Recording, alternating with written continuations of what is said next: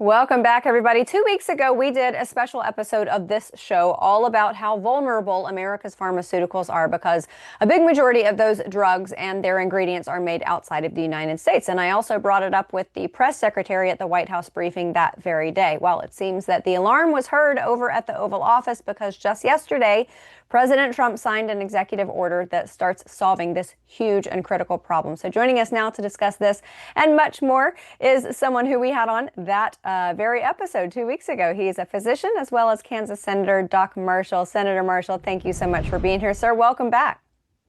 Man, great to be with you guys, and I'm just so proud of what President Trump has done there. The Biden administration set on this issue since COVID, and with President Trump's pen, I hope he solved the problem that our nation's going to be safer, that we need to guard and have some type of a stockpile of our pharmaceutical ingredients. So I'm just so grateful for President Trump and his administration for following through with an action plan here.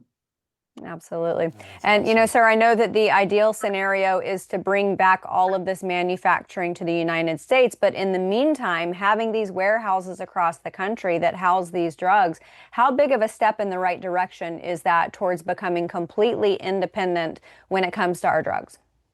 Yeah, it's vitally independent. I mean, could you imagine if we were in a war with say China, who makes about 90% of our active pharmaceutical ingredients? So we could easily be without antibiotics, antivirals, insulin-like drugs, beta blockers. I bet there's a few of your listeners out there on a beta blocker or a statin for cholesterol or a GLP-1 drug as well. We simply don't have the ingredients or the manufacturing processes to do this. So this is a good step to make our nation secure. Think about Joe Biden. He emptied our emergency stockpiles of oil. He paid no attention to this. President Trump is going to fill up these emergency stockpiles.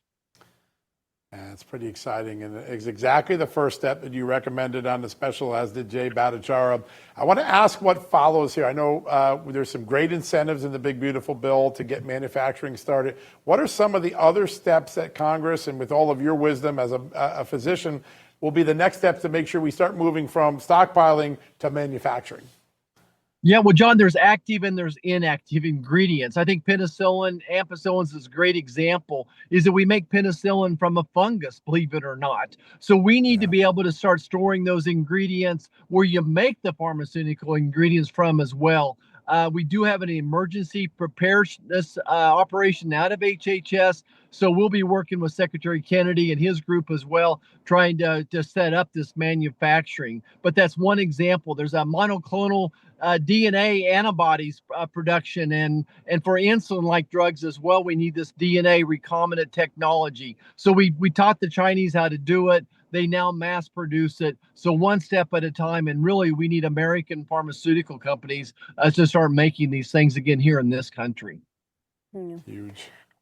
Sir, the president is surrounded by a lot of smart people, yourself included. And I guess we can also add chemists to the list because the White House seems to be talking about how it's important to have these ingredients stockpiled, maybe even as opposed to the finished drug. And it has to do with shelf life. So it sounds like the precursors, the APIs, they have a much more extended shelf life than once you combine those ingredients and they become the finished drug. Is that right? Exactly. So take Tylenol. Tylenol is made from acetaminophen, and then they add the inactive ingredients. So we need to store a lot of that precursor, the acetaminophen. When it comes to antibiotics, the same thing, that we need to store a lot of these the fungus that can make the penicillin, the ampicillins, the Keflexes of the world as well. And then from a chemical reaction, there's lots of inactive ingredients as well. So we need to be able to have the manufacturing plants to be able to make something like aspirin or some of those other chemical ingredients as well. The DNA recombination that we use, we add a DNA sequence to E. coli to make insulin and some of those drugs as well. So you're right, it's a long steps. We've outsourced all that to China and India, and we need to start bringing those back home. Yeah, big moment for this country, and the ball got rolling now, and thanks to you, because I know you've done a lot of work, and you have many of the people you've mentored in the Senate are now in the administration pushing that ball down the court. So we're very lucky. I want to turn to another subject. It involves one of the colleagues you have in the Senate, the new revelations this week about Senator Schiff.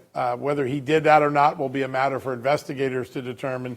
But the mindset that a senator or any lawmaker, a House member in that case, would feel that they could leak national security information because the debate and speech clause would protect them, that seems to be a potential threat. We just had a former FBI executive assistant director saying, hey, I might make the FBI less willing to tell Congress what it needs to know. Do you think the Senate Majority Leader needs to make clear that that's not an acceptable concept, that you can leak national security information just because you think you got protection under the debate and speech clause? Well, John, first of all, congratulations to you and your team for doing this investigative reporting and sharing this. But let's go back to Joe Biden. Those records that he has in his garage come from when he was a senator. So I understand as a president, you have some of that information in the White House, and how it ends up in your files, I don't know. But that information had to come from when he was a senator. My background in the military, we talk about what does it mean to be top secret, and how important that is. We used to have a saying, loose lips sink ships, right?